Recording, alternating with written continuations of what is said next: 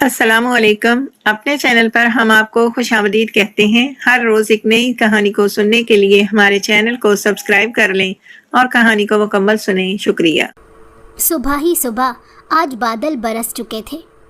پانی کی بوندوں کا زمین سے ٹکرانا ایک الگ ہی آواز پیدا کر رہا تھا۔ صبح کے 6 بج رہے تھے۔ سورج کی روشنی پھیل چکی تھی، ساتھ ہی بادلوں نے گھیراؤ کر رکھا تھا۔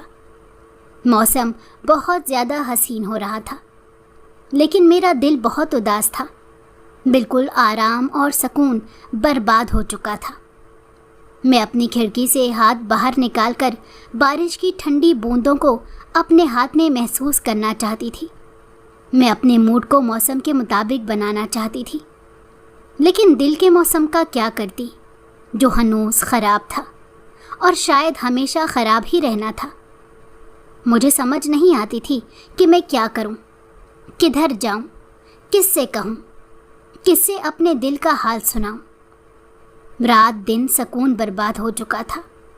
میں اپنے والدین سے بھی اگر کچھ کہتی تو وہ کیا ہی کر لیتے۔ میرا دل جل رہا تھا اور جلتے دل کی جلن میرے پورے وجود کو اپنی لپیٹ میں لے رہی تھی۔ میں نہیں چاہتی تھی کہ میں اپنی ذات کے ساتھ ساتھ ارد گرد کی ہر چیز تہس نہس کر دوں۔ میں صبر سے کام لینا چاہتی تھی اور حالات پر مزید غور کرنا چاہتی تھی، اور اس کے بعد چاہتی تھی کہ کوئی نتیجے پر پہنچا جائے۔ لیکن میں کیا کرتی؟ میرا دل اس قدر تیزی سے دھڑک رہا تھا کہ اب حالات کے ٹھیک ہونے کا انتظار نہیں کر سکتا تھا۔ یوں محسوس ہوتا تھا کہ اب پھٹ جائے گا اور میرا صبر مٹی میں مل جائے گا۔ میں نے اپنے دل کو تھام رکھا تھا۔ میں نہیں چاہتی تھی کہ میں اپنی ذات کے ٹوٹے ٹکڑے سب کو دکھا سکوں کہ دیکھو میری ذات میں کس قدر اذیت بھری ہوئی ہے اور میں کس قدر ٹوٹی ہوئی ہوں، میں کس قدر بکھر چکی ہوں۔ لیکن مجھے صبر کرنا تھا اور صبر سے کام لینا ہی تھا، اور یہ میرے لیے لازم و ملزوم تھا۔ کافی دیر میں کھڑکی میں کھڑی بارش کے رکنے کا انتظار کرتی رہی، اور کب میری آنکھوں سے آنسو بہنے لگے مجھے پتہ ہی نہیں چل سکا۔ ہوش تب آیا جب مجھے ناشتہ بنا دو کی آواز آئی اور میں چونک کر سیدھی ہو گئی تھی۔ اس کے بعد میں کچن کی طرف آ گئی اور لامتناہی سوچوں میں گھری ہوئی ناشتہ بنانے کی تیاری کرنے لگی۔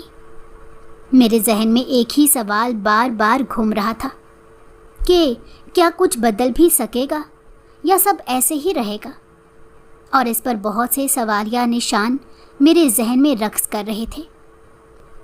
کچھ دنوں پہلے ہی مجھ پر ایک انکشاف ہوا تھا جس نے مجھے حد درجہ حیرت میں مبتلا کر دیا تھا۔ مجھے علم نہیں تھا کہ ایسا بھی ہو سکتا ہے۔ میں چیخ چیخ کر ان کو یہ بتانے والی تھی کہ جو کچھ بھی ہو رہا تھا سب غلط تھا۔ کیا ایسا بھی ہو سکتا ہے کہ ایک شخص کچھ غلط کرے اور اسے اس کا احساس ہی نہ ہو کہ وہ غلط کر رہا ہے؟ مجھ پر پہلی بار انکشاف ہوا تھا کہ میرا شوہر دم درود بھی کرتا ہے، لیکن یہ کتنی عجیب بات تھی کہ وہ صرف عورتوں کو ہی دم درود کرتا ہے، حالانکہ اگر اس کے ہاتھ میں اللہ نے شفا رکھ دی ہے تو ہونا تو یہ چاہیے تھا کہ وہ مردوں کو بھی دم درود کرتا۔ لیکن نہیں، اس کی شفا شاید اس کے لحاظ سے عورتوں کے لیے ہی مقصود تھی، اور یہی بات مجھے چبھ رہی تھی۔ یہ سب شادی کے 1 مہینے بعد ہی شروع ہو گیا تھا۔ ان کے بقول ان کے آباء و اجداد کے ہاتھ کی شفایابی ان تک منتقل ہوئی ہے، اور وہ اس حوالے سے بہت مشہور ہیں۔ میں چپ رہی تھی، لیکن جب اپنی آنکھوں سے انہی عورتوں کے بیچوں بیچ دیکھا تو دل نے پہلی ہی آواز میں کہہ دیا کہ کچھ نہ کچھ تو غلط ہے۔ جو سب کچھ صحیح نظر آنے کے باوجود بھی مجھے بالخصوص محسوس ہو رہا تھا۔ ہر روز ظہر کی نماز کے بعد وہ گھر آتے اور ان کا یہ سلسلہ شروع ہو جاتا تو عشاء تک جاری رہتا۔ لاتعداد عورتیں ان کے پاس شفا یابی کے لیے آتی، لیکن جو چیز مجھے کھٹک رہی تھی وہ ان کا انداز تھا۔ ان کا انداز انتہائی نامعقول تھا، جو ایک بیوی ہونے کے ناطے جب مجھے اتنا غلط محسوس ہو رہا تھا تو دوسری عورتوں کو کیوں نہیں ہو رہا تھا؟ وہ کیوں اس چیز کو نارمل سمجھ رہی تھی؟ وہ کیوں اس چیز سے نہیں ہچکچا رہی تھی کہ میرے مولوی شوہر ان کے بے حد نزدیک ہو کر انہیں دم کرتے تھے۔ اس بات کا اندازہ مجھے پورے 15 دن بعد ہوا تھا۔ اب میں روزانہ کسی نہ کسی بہانے سے وہاں اس کمرے میں چلی جاتی تاکہ دیکھ سکوں کہ وہ کیا کر رہے ہیں۔ سچ کہوں تو ان کے انداز نے میرا اعتماد بالکل توڑ کر رکھ دیا تھا۔ میں نئی نویلی دلہن تھی، لیکن جتنے سامنے والے میں مگن ہو کر وہ دم کرتے تھے، وہ چیز میرے دل میں بری طرح کھٹک رہی تھی۔ مجھے اب کچھ بھی اچھا نہیں لگتا تھا۔ ہر وقت یہ دھڑکا لگا رہتا کہ وہ کمرہ کیوں بند ہے، اب اندر کیا ہو رہا ہوگا، اب اندر کیا کیا جا رہا ہوگا۔ مجھے لگ رہا تھا کہ میں ان 3 دنوں میں ایک نفسیاتی مریضہ سی بن گئی تھی، لیکن حقیقت تو یہ تھی کہ شادی شدہ زندگی کے مسائل بھی عموماً شادی کے 10-15 سال بعد شروع ہوتے ہیں، اور میری زندگی میں مسائل تو ابھی سے ہی شروع ہو گئے تھے، اور میرے خوف پر آخری کیل خود انہوں نے ہی ٹھوک دی تھی جب ایک روز بارش کے باعث سوائے ایک دوشیزہ کے کوئی بھی دم کروانے نہیں آیا تھا۔ میں اس بات سے بے خبر کچن میں مصروف تھی۔ میری دانست میں عورتیں اندر موجود ہوں گی، لیکن میں غلط تھی۔ وہاں عورتیں نہیں بلکہ ایک واحد دوشیزہ موجود تھی۔ میں کچن سے کسی کام سے بیٹھک میں آئی تھی اور بھول گئی تھی کہ مجھے کیا کام ہے۔ بیٹھک کا دروازہ آدھا کھلا ہوا تھا اور اندر وقوع پذیر ہونے والے واقعے نے مجھے بری طرح توڑ کر رکھ دیا تھا۔ وہ منظر دیکھ کر میں نے مرنے کی خواہش کی تھی اور پھر کبھی نا سانس آنے کی دعا مانگی تھی۔ میرا نام صالحہ حسین ہے اور میں اپنے والدین کی اکلوتی اولاد ہوں۔ میرے والدین اپنی لا تعداد اولاد کو کھو چکے تھے اور آخر میں میری پیدائش کے وقت یہ دعا کی تھی کہ یا اللہ ہمیں نیک اور صالح اولاد عطا فرما اور ہمیں اس آزمائش سے نکال دے۔ ان کی دعا قبول ہوئی اور میری پیدائش ہوئی تھی۔ میرے والدین ایک متوسط طبقے سے تعلق رکھتے تھے، لیکن میری خواہش پوری کرنے کے لیے ایڑی چوٹی کا زور لگا دیتے تھے۔ وہ مجھ سے بے انتہا محبت کرتے تھے۔ ابا ایک مسجد میں پیش امام تھے اور ان کی آمدنی قلیل تھی، لیکن پھر بھی ہم 3 لوگوں کا اچھا خاصا گزارا ہو جاتا تھا۔ گاؤں میں زمینیں تھیں لیکن ان پر قبضہ ہو چکا تھا۔ پھر ابو میں اتنی ہمت نہیں تھی کہ وہ گاؤں جا کر ان زمینوں کو واپس حاصل کرے، کیونکہ قبضہ طاقتوروں نے کر لیا تھا۔ اب ان سے چھڑانا انتہائی مشکل تھا۔ اب ابو اللہ توکل کر کے بیٹھ گئے۔ انہوں نے میری دینی تعلیم پر خاص توجہ دی تھی۔ یہی وجہ تھی کہ میں فخر سے کہہ سکتی تھی کہ میرا تعلق ایک دینی گھرانے سے ہے۔ میں گھر چلانے کے لیے ابو کا ساتھ دینے کے لیے کم ہدیے پر بچوں کو قرآن پاک کی تعلیم دیتی تھی۔ محلے کے بہت سے بچے اب میرے گھر میں قرآن اور ٹیوشن پڑھنے کے لیے موجود ہوتے تھے۔ ابا چند دنوں سے بیمار تھے اور اس بات کو انہوں نے امی اور مجھ سے چھپایا تھا۔ 2 دن تو انہوں نے آرام کے لیے گھر میں موجود دوائی ہی لے لی تھی، لیکن پھر تیسرے روز وہ امامت کے لیے گئے ہوئے تھے تو خود واپس نہیں آئے، بلکہ کسی اجنبی کے سہارے سے تشریف لائے تھے۔ اب وہ اچانک بے ہوش ہو گئے تھے۔ ایسے میں اس نوجوان نے انہیں گھر تک چھوڑا تھا۔ معلوم ہوا تھا وہ نوجوان دوسرے گاؤں سے یہاں مسجد میں پڑھائی کی غرض سے ٹھہرنے آیا ہے، اور اسی وقت ابو کی طبیعت خراب ہونے پر ان کی دیکھ بھال کر کے انہیں گھر تک لایا تھا۔ ہماری تو کسی نے جان ہی نکال دی تھی۔ اب ابو کی طبیعت خراب ہونے پر اس نوجوان نے امامت سنبھال لی تھی اور ابو کو فکر سے آزاد کر دیا تھا۔ وہ نوجوان ابو کو بھا گیا۔ وہ اکثر اس کی تعریفیں کرتے نہیں تھکتے تھے۔ اس نوجوان کی ابو مثالیں دیتے تھے۔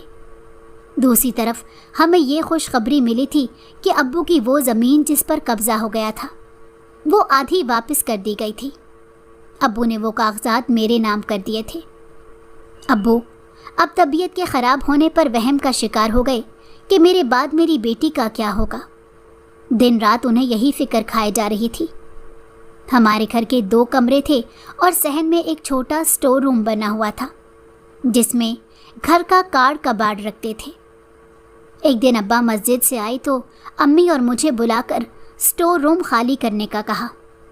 मैंने उनसे वजह पूछी, जिसका जवाब उन्होंने ये दिया कि घर में चंद महीनों के लिए एक मेहमान तशरीफ़ लाने वाला है, जो दरअसल मस्जिद में ठहरना चाहता था, लेकिन वहाँ उसे इजाज़त नहीं मिल सकी। लिहाजा अब वो चंद महीनों के लिए हमारे घर ठहरेगा। मैंने भी मज़ीद कुछ ना पूछा था। अब्बू ने कुछ सोचा होगा तो अच्छा ही सोचा होगा।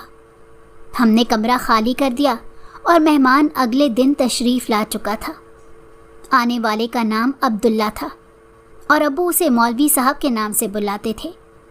जल्द ही हमें वो घर का हिस्सा ही लगने लगा। अक्सर अब्बू की तबीयत ख़राब होने पर उनकी जगह इमामत के फ़राइज़ भी अंजाम देते।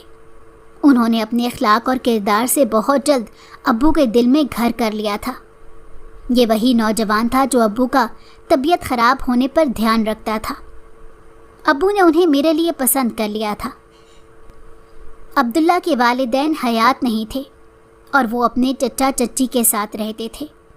अब्बू ने उन्हें अपनी पसंद से आगाह किया और उन्होंने सर झुका लिया।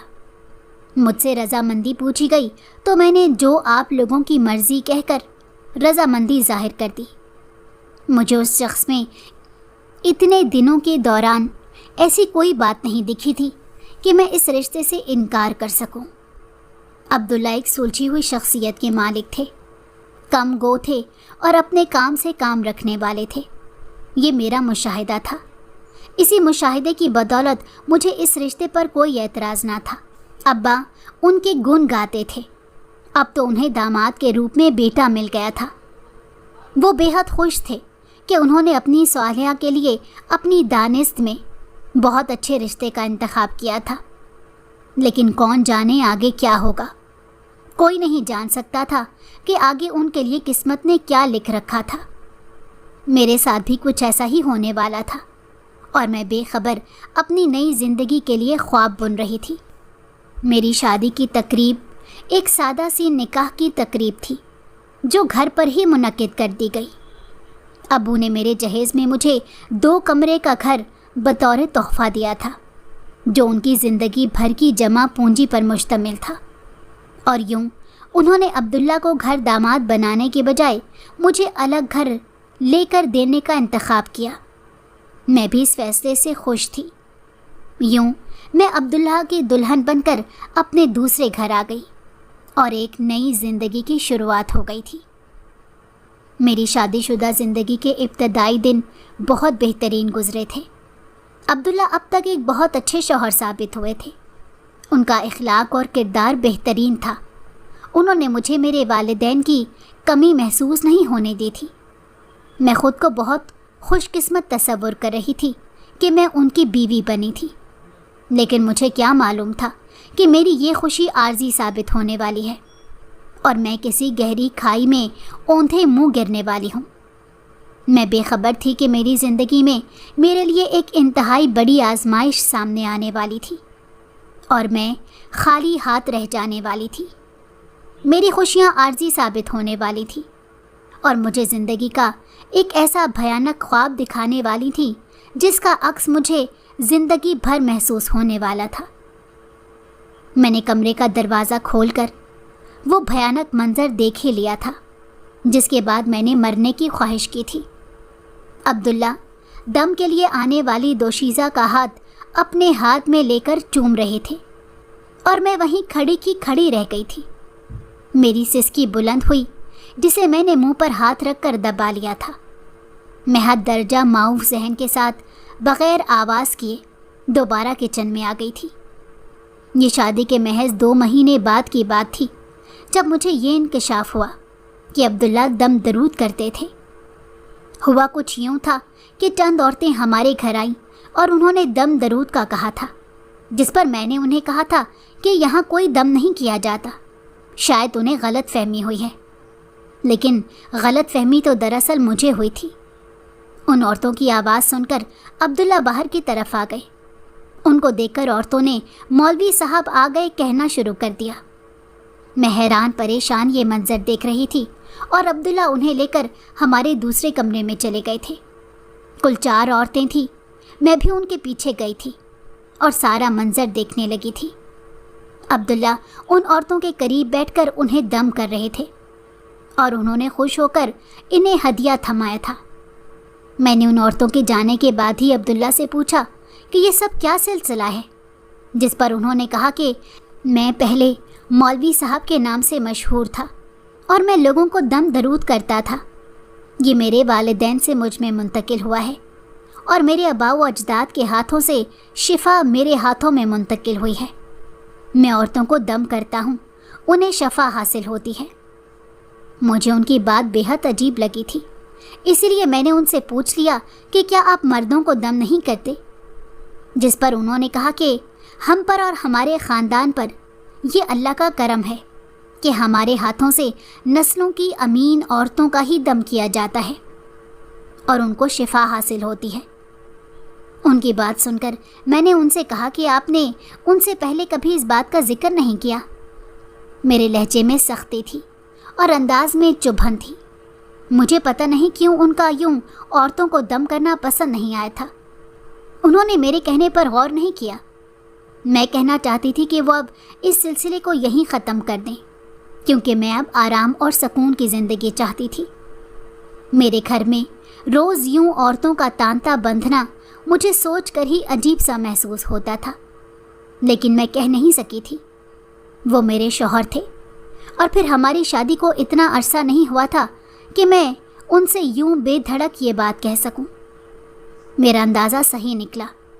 उन दोनों औरतों ने मशहूर कर दिया था कि मौलवी साहब के हाथों में शिफा है, और बस फिर ज़ोहर की नमाज के बाद से औरतें आना शुरू हो जाती। रात गए मगरिब तक ये सिलसिला चल निकलता। मुझे उन औरतों के लिए चाय बनाने का हुक्म दिया जाता।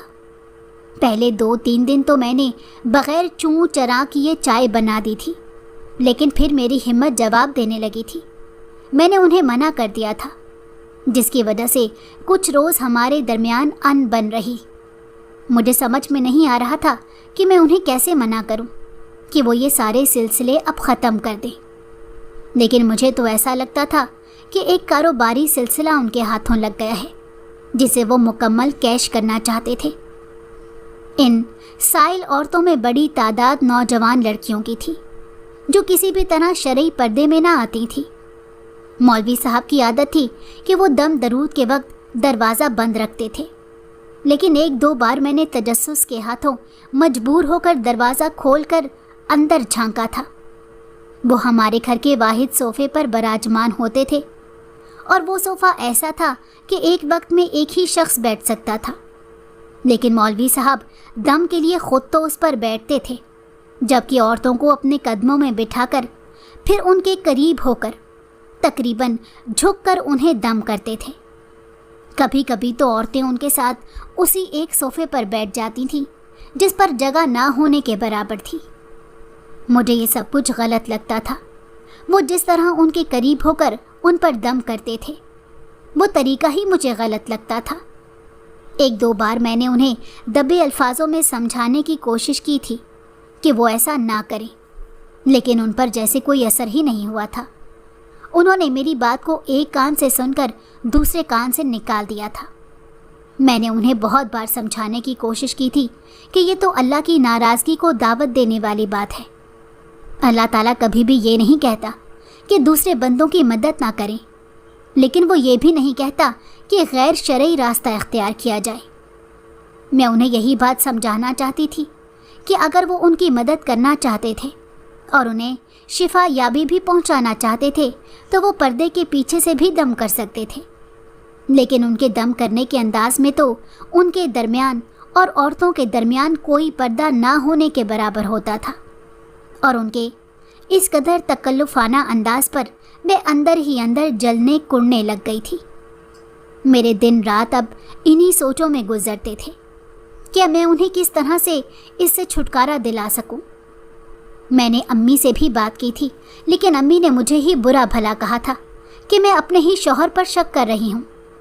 मैंने उन्हें समझाया था कि मैं शक नहीं कर रही, बल्कि मैं तो उनके तरीके को गलत कह रही हूँ कि जिस तरीके से वो औरतों को जमे गफ़ीर में बैठकर बिल्कुल उनके इंतहाई करीब होकर उन्हें छू कर दम करते हैं, तो तो मुझे उनका ये अंदाज पसंद नहीं आता।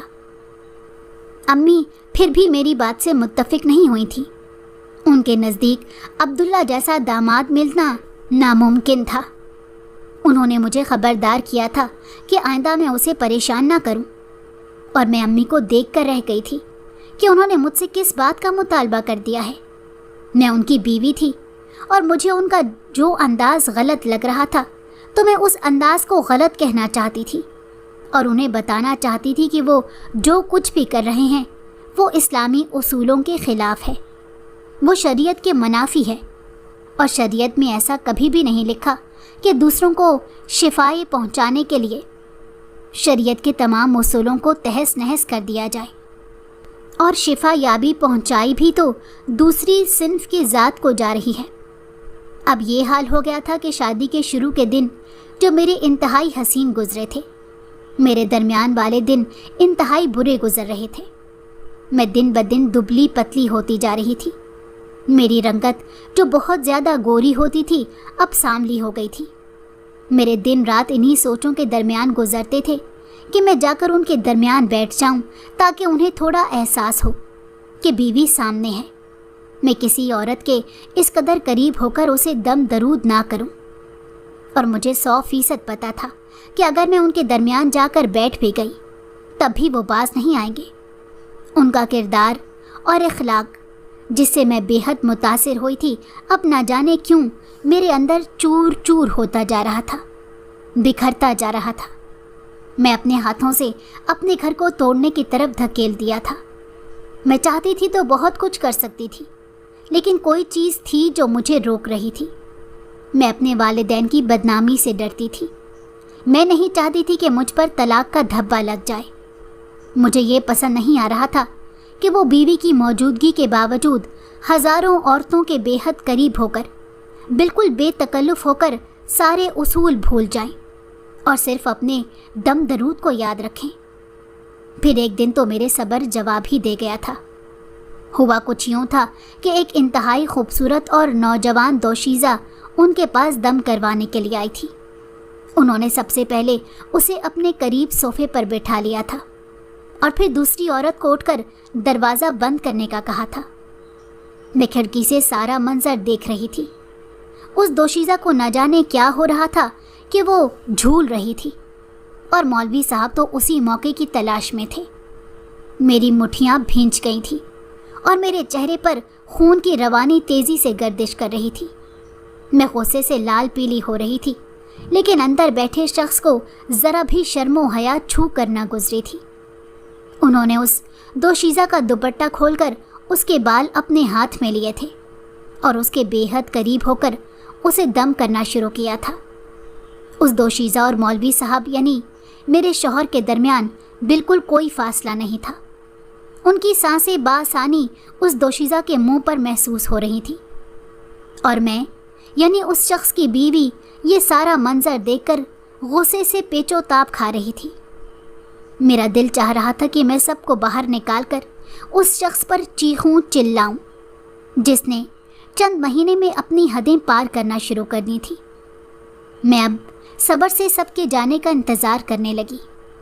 वो इशा के बाद फारिग हुए और मुझे खाना लगाने का हुक्म दिया था। मैंने खाना लगा दिया था, लेकिन खुद नहीं खाया था, बल्कि उन्हें पेश करके अपने कमरे में आ गई थी। उन्होंने तसल्ली से खाना खाया और ये तक नहीं पूछा कि मैं क्यों नहीं खा रही। शायद अब उन्हें मुझ में दिलचस्पी ही नहीं रही थी। लातादाद औरतों के घेरे में रहकर उन्हें अपनी बीवी कैसे अच्छी लग सकती थी, लेकिन आज मैंने भी आर या पार करने का सोच लिया था।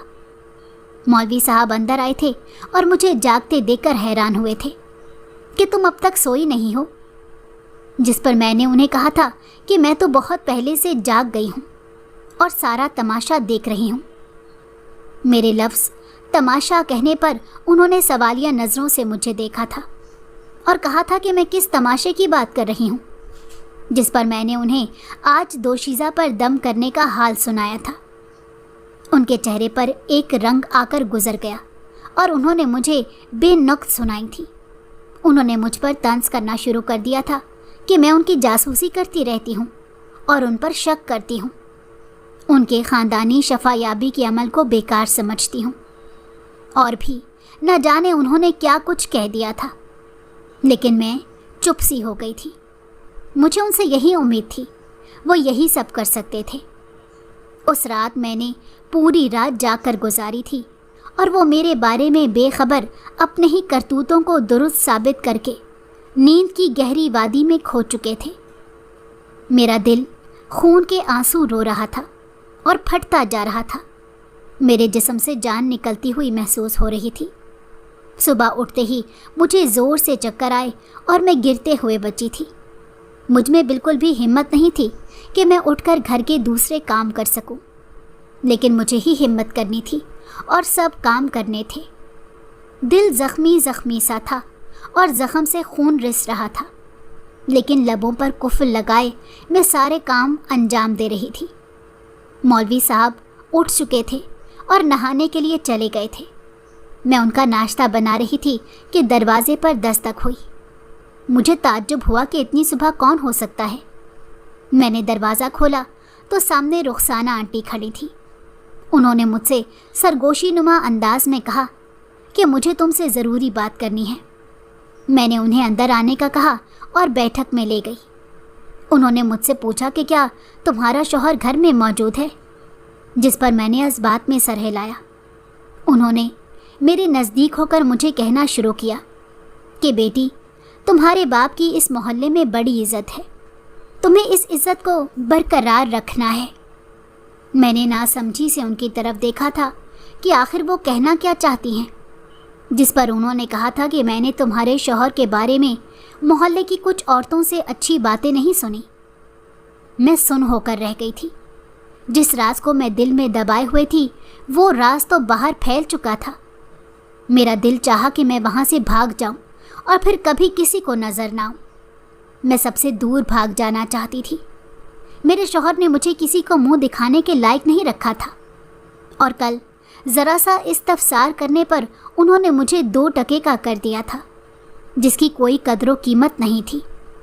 मैं उनकी बीवी थी, लेकिन उनकी कल की बातों से अंदाज़ा हो गया था कि मेरी हैसियत उनके नज़दीक पैर की जूती के बराबर थी, जिसके मुंह से एक लफ्ज़ निकलने पर उसे हज़ारों ताने से छलनी कर दिया गया था। रुखसाना आंटी ने मुझे बताया था कि दम दरूद के दरमियान औरतों को गैर अखलाकी तौर पर छूने का इल्ज़ाम उन पर कुछ औरतों की तरफ से लगाया गया है।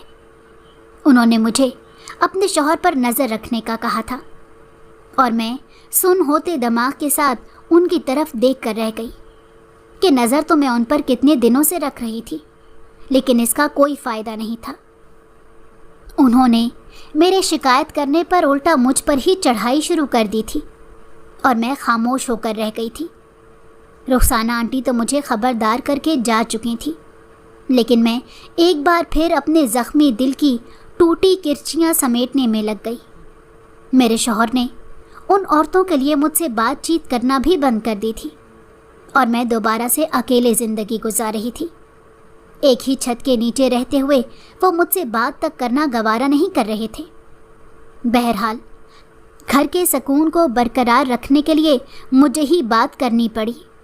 तब उन्होंने मुझे एक और बहाना पेश कर दिया कि उस दोशीज़ा की हालत ही ऐसी थी कि उसे इसी तरह दम करना मेरी मजबूरी थी, और मैं खामोशी से उनके बदलते बयानात सुन रही थी, जो गिरगिट की तरह हर थोड़ी देर में बदल रहे थे। मेरा दिल बिल्कुल खाली हो चुका था। उन्होंने मुझे कहा था कि मैं ख्वामख्वाह वहम पाल रही हूँ। मैं तुम्हारा हूँ और तुम्हारा ही रहूँगा, और मेरी ज़िंदगी में अब किसी और की गुंजाइश नहीं।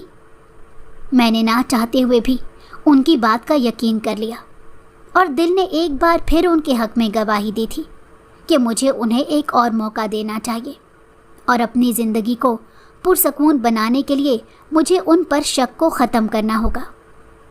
यही बात मेरी माँ ने भी मुझे समझाई थी, और मैंने हथियार डाल दिए थे।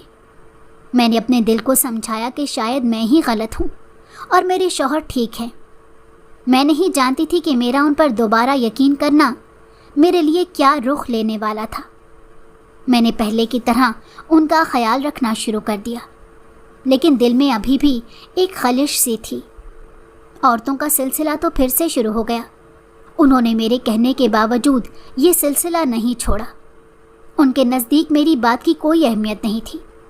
अब मैंने अल्लाह पर अपना फ़ैसला छोड़ दिया था। मेरी ज़िंदगी अब एक पहिए की तरह घूम रही थी और किस सिमत में रुकती है मुझे मालूम नहीं था। मेरे शौहर का वही अंदाज़ अब भी बरकरार था। अब अलबत्ता वो दरवाज़ा बंद नहीं करते थे और औरतों से थोड़ा दूर होकर बैठने लगे थे। मुझे ज़रा सी खुशी हुई थी कि चलो उनके अंदर कुछ तब्दीलियां तो आईं, लेकिन ये मेरी खाम ख्याली थी और उनकी चंद दिन की प्लानिंग। आज बारिश हो गई थी और औरतें दम दरूद करवाने नहीं आ सकी थीं। उन्हें सारा दिन मेरे साथ गुजारना पड़ा था और उनका मूड बिल्कुल भी आरामदेह नहीं लग रहा था। ऐसा लग रहा था कि दम दरूद उनका नशा है और आज वो नशा नहीं कर सके। मैंने बातों बातों के दरमियान कह भी दिया कि आज वो काफ़ी गैर आरामदेह लग रहे हैं। मेरी बात पर वो चौंक से गए थे और फिर मुस्कुरा कर कहा था कि ऐसी कोई बात नहीं। लेकिन मैं अंधी नहीं थी। उनके चेहरे के इस तरह से अंदाज़ा लगा सकती थी कि क्या बात है, पर मैं खामोश रही। मैं शायद सही मौके का इंतज़ार कर रही थी। अगले दिन उनका मूड बिल्कुल सही था, क्योंकि औरतों का जमे गफ़ीर फिर उनके इर्द गिर्द मौजूद था और शायद वो इसी में खुश नज़र आते थे। मुझे समझ नहीं आता था कि ये मेरे दिल का वहम है या वाकई उनके किरदार की ख़राबी है, जिसे देखकर मुझे बेतहाशा गुस्सा आ जाता था और मैं अपने गुस्से पर काबू नहीं रख सकती थी। लेकिन मैं अपना गुस्सा किस पर निकाल सकती थी? कुछ नहीं मिलता तो मैं किचन में ही उलट पुलट करके ज़ोर ज़ोर से बर्तन पटक कर अपना गुस्सा निकाल लेती। लेकिन ये गुस्सा ऐसा गुस्सा था जो ठंडा होने का नाम ही नहीं लेता था, बल्कि बढ़ता ही चला जा रहा था। मर्द का किरदार ख़राब हो जाए तो औरत की सारी ज़िंदगी ख़राब हो जाती है। मेरे दिल से आवाज़ आई और मैंने बिला चूं चरा इस बात की तस्दीक की, क्योंकि मैं ज़िंदगी के जिस दौर से गुज़र रही थी इंतहाई तकलीफ़ दे था। मैं किसी शख्स के दिल के अंदर झांक कर नहीं देख सकती थी कि उसकी नीयत क्या है। हालांकि उन्होंने मुझे बारहा समझाया था कि मेरी नीयत गलत नहीं है, तो मुझे क्यों गलत समझती हो? लेकिन मेरी छठी हिस्स मुझे बार बार इत्तला दे रही थी कि उनकी नीयत का कोई अंदाज़ा नहीं लगाया जा सकता। वो कब पलट जाए कुछ मालूम नहीं किया जा सकता। 2 दिन बाद गांव से उन्हें फ़ोन आया कि उनके चचा का इंतकाल हो गया है। उन्होंने मुझे भी साथ चलने का कहा, लेकिन मैं अंदर से इतनी ज़्यादा बुझी हुई थी कि मैंने उनसे माजरत कर ली। वैसे भी मेरी तबीयत ख़राब रहने लगी थी। शायद बहुत ज़्यादा सोचने की वजह से मेरे सर में दर्द रहने लगा था और मैं अम्मी की तरफ रहकर कुछ दिनों के लिए आराम करना चाहती थी। उन्होंने कोई एतराज़ नहीं किया और मुझे 3 दिन का कहकर वो चले गए। मैंने भी उनसे कह दिया कि जब वो आएँ तो मुझे अम्मी के घर से लेकर घर पर आ जाएं। इसी तरह मुझे पता चल जाएगा कि वो आ चुके हैं। और मुझे घर पर अकेले रहना वैसे भी पसंद नहीं था। वो चले गए, मैं अम्मी के घर आ गई थी। अब्बू ने इस बात को नोट कर लिया था कि मैं बहुत ज़्यादा चुप चुप रहने लगी हूँ, वरना वो तो मुझे अपने बोलने वाली बुलबुल कहा करते थे, जो चुप होने का नाम ही नहीं लेती। उन्होंने मुझसे बहुत बार पूछने की कोशिश की कि आखिर क्या वजह है कि मैं खामोश हो गई हूँ और शादी के बाद बहुत बदल गई हूँ। अब उनसे दिल की बातें नहीं किया करती, लेकिन मैं उन्हें क्या जवाब देती कि उनका इंतखाब शायद मेरे लिए गलत साबित हो गया। मैं अभी भी बहुत दावे से नहीं कह सकती थी कि उनका इंतखाब मेरे लिए बिल्कुल गलत है, लेकिन मेरे दिल में कहीं ना कहीं ये बात सर उठाती रहती थी कि कहीं मैंने गलत शख्स से शादी तो नहीं कर ली, जिसने अब्बू जी जैसे सादा लौ इंसान को बेवकूफ़ बनाकर मुझसे शादी की है। 3 दिन गुजर चुके थे और अब 5वां दिन शुरू हो गया था।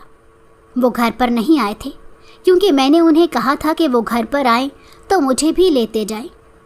अब मुझे तशवीश होने लगी कि उन्हें इतनी देर क्यों लग गई थी, उन्हें इतने दिन क्यों गांव में गुजारने पड़े।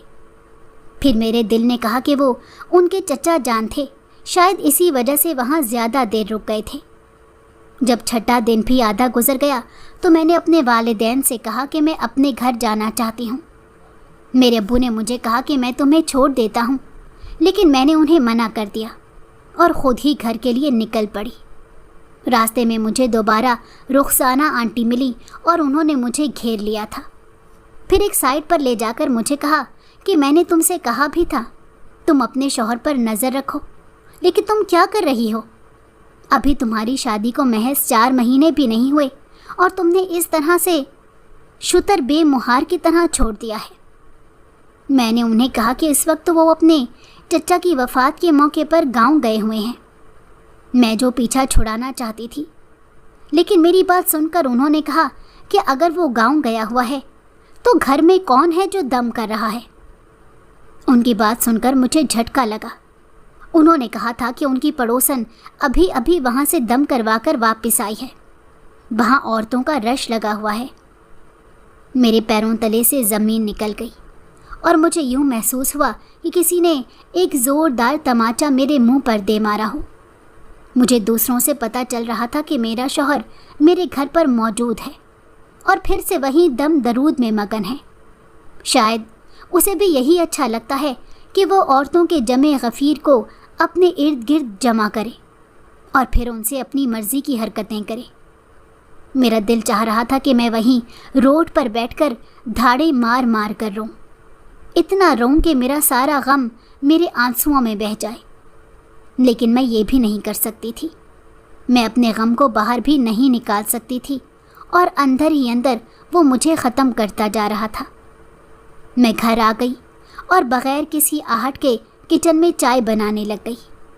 मैं भी तो उन्हें सरप्राइज़ देना चाहती थी, जैसा सरप्राइज़ उन्होंने मुझे दिया था। आज मैं उन्हें रंगे हाथों पकड़ना चाहती थी और अपने दिल की आवाज़ पर लब्बैक कहकर उन्हें बताना चाहती थी कि मैं जैसा समझती हूँ वो वैसा ही है।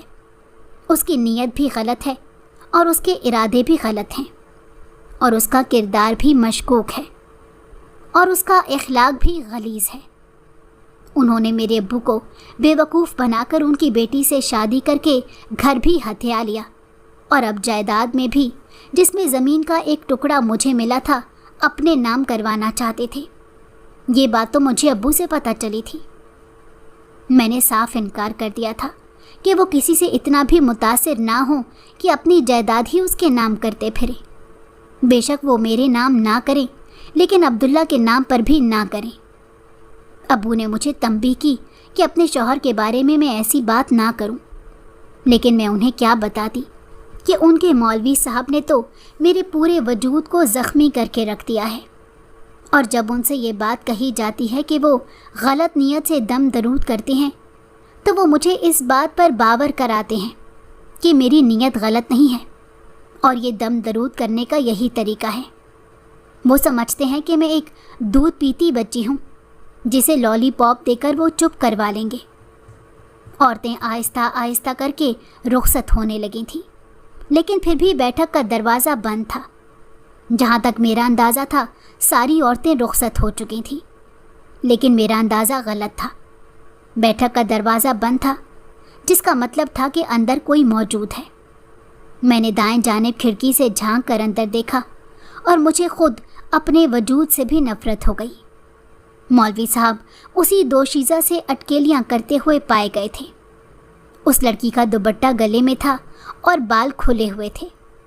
प्यार भरी नज़रों से मौलवी साहब को देखने में मसरूफ़ थी और मौलवी साहब उसे प्यार भरी नज़रों के लिए अपना सब कुछ वार देने पर राज़ी नज़र आ रहे थे। उनकी मुस्कुराहट उनके चेहरे से जुदा ही नहीं हो रही थी, जबकि मेरे पास मौजूदगी में तो उनके चेहरे पर मुस्कुराहट की कमी महसूस होती थी, ऐसा जैसे वो मुस्कुराना जानते ही ना हों। आंसू खुद ब खुद मेरी आंखों से निकल कर बह रहे थे और मेरे पूरे चेहरे को भिगो रहे थे। ये भूल गई थी कि घर मेरा था और मैं इस घर के अंदर आ चुकी थी। उसने उन्हें कहना शुरू कर दिया था कि वो कब मुझसे छुटकारा हासिल करेंगे ताकि हम शादी कर लें। अब मुझे मौलवी साहब के जवाब का इंतज़ार था। उन्होंने तो मुझे ये लॉलीपॉप दिया था कि वो गलत नीयत से दम दरूद नहीं करते, बल्कि ये मर्ज़ का तकाजा होता है। लेकिन उस वक्त वो किसी भी दम दरूद की कैफियत में नज़र नहीं आ रहे थे, वो तो किसी और ही कैफियत में मौजूद थे। मैं दम बखुद होकर उनका जवाब सुनने का इंतज़ार कर रही थी। उन्होंने कहा था कि बस जब कागजात मेरे नाम हो जाएंगे तब मैं उसे तलाक दे दूंगा और तुमसे शादी कर लूँगा। और मैं धड़ाम से ज़मीन पर आ गिरी। मैं बे आवाज़ ज़ारो कतार रो रही थी। अम्मी को मेरी फ़िक्र हुई थी तो वो मेरे पीछे ही आ गई थी, और मुझे मालूम ही नहीं हुआ कि वो मेरे निकलने के थोड़ी देर बाद घर से निकली थी और मुझे यूं सहन के पिछली तरफ रोता देखकर मेरी तरफ आई। मैंने उन्हें खिड़की की तरफ इशारा किया और कहा कि ये देख लें, मेरी छठी हिस्स को भी गलत साबित नहीं हो सकती। इस मौलवी साहब ने, जो कि 2 नंबर आमिल है, अब्बू को बेवकूफ़ बनाया और मेरी ज़िंदगी बर्बाद कर दी, और ख़ुद इस दोशीज़ा के साथ बल्कि न जाने कितनी औरतों के साथ इसके ताल्लुकात हैं। दम दरूद के पाक नाम पर वो किस कदर गैर अखलाकी हरकतें करता है, ये कहकर मैं रो पड़ी थी। अम्मी ने मुझे खड़ा किया और तभी मैंने फ़ैसला कर लिया। मैंने दरवाज़े की तरफ से अंदर जाने का फ़ैसला कर लिया और मैं बैठक का दरवाज़ा खोलकर अंदर दाखिल हो गई। मुझे देखकर वो दोनों एकदम से शॉक हो गए। उन्हें पता ही नहीं चला कि उनका ड्रामा अब ख़त्म हो चुका है और सारा सच मेरे सामने आ चुका है। मुझे देखकर उन्होंने फिर से हीले बहाने करना शुरू कर दिए, लेकिन मैंने एक ज़ोरदार आवाज़ के साथ उन्हें खामोश करवा दिया और फिर उनका बैग उठाकर घर से बाहर फेंक दिया था, और साथ ही मैंने ये कह दिया था कि मैं तुम्हें तलाक देती हूँ, तलाक देती हूँ, तलाक देती हूँ। मैंने उसे बताया कि इस्लाम में औरत तलाक नहीं दे सकती, लेकिन तुम इतने घटिया इंसान हो कि मैं तुम्हें अभी अभी तलाक देकर खुद अपनी ज़ात से अलग करती हूँ, और अब मैं कोर्ट में तुमसे मिलूँगी जहाँ मैं तुमसे खुला लूँगी। अब अपनी गलीज़ शक्ल लेकर यहाँ से दफ़ा हो जाओ और आइंदा दम दरूद जैसे पाक नाम पर अपने घनौने काम बंद कर दो, वरना बहुत जल्द अल्लाह की तरफ से तुम्हारी पकड़ होगी, और इतनी सख्त पकड़ होगी कि तुम फिर तौबा भी ना कर सकोगे। मौलवी साहब को तो ये अंदाज़ा ही नहीं था कि वो जाली मौलवी साबित हो चुके हैं। ये सब करने के बाद मेरे दिल से एक बेहद बड़ा बोझ उतर गया और मैं पुरसकून हो गई। मुझे मालूम हो गया था कि हर शादी सुख देने वाली नहीं होती।